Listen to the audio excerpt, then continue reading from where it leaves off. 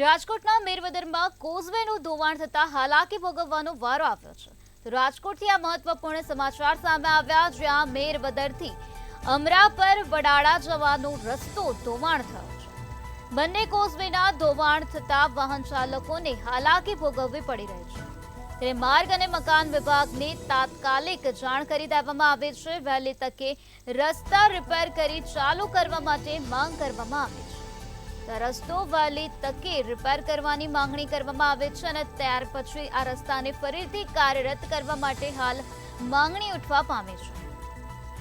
રાજકોટના મેરવદરમાં કોઝવેનું ધોવાણ થઈ ગયું છે, જેના કારણે લોકોને હાલાકી ભોગવવાનો વારો આવ્યો છે. બંને કોઝવેના ધોવાણ થતા વાહન ચાલકોને અત્યારે હેરાન પરેશાન થવાનો વારો આવ્યો છે. ત્યારે માર્ગ અને મકાન વિભાગને તાત્કાલિક જાણ કરવામાં આવી છે.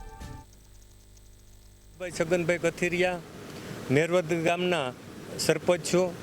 ગઈકાલે દિવસ દરમિયાન તેમજ રાત્રિ દરમિયાન 24 કલાકની અંદર મેરવદર ગામની અંદર એક કુદરતી આફત આવેલી છે.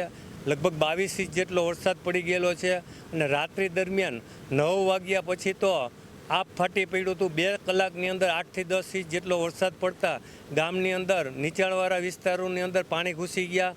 તેમજ મેરવદર ગામેથી અમરા પર તરફ જતો રસ્તામાં વાડોલ નદી ઉપરનો એક કોઝવે તૂટી જતા અત્યારે રસ્તો સંપૂર્ણપણે બંધ થઈ ગયેલો છે. એટલે આ રસ્તો તાત્કાલિક ચાલુ થાય એવી અમારી અધિકારીઓ પાસે માગણી છે.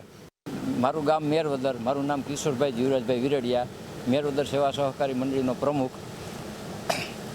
અતિશય વરસાદ થવાથી નીચાણવાળા વિસ્તારોમાં પાણી ભરાઈ ગયા છે અને જે એકાબીજા ગામડાને જોડતા કોઝવે છે એ તૂટી ગયા છે અને એ વિહોણા થઈ ગયા છે એકાબીજા, તો એ તાત્કાલિક રિપેર કરવા માગણી છે.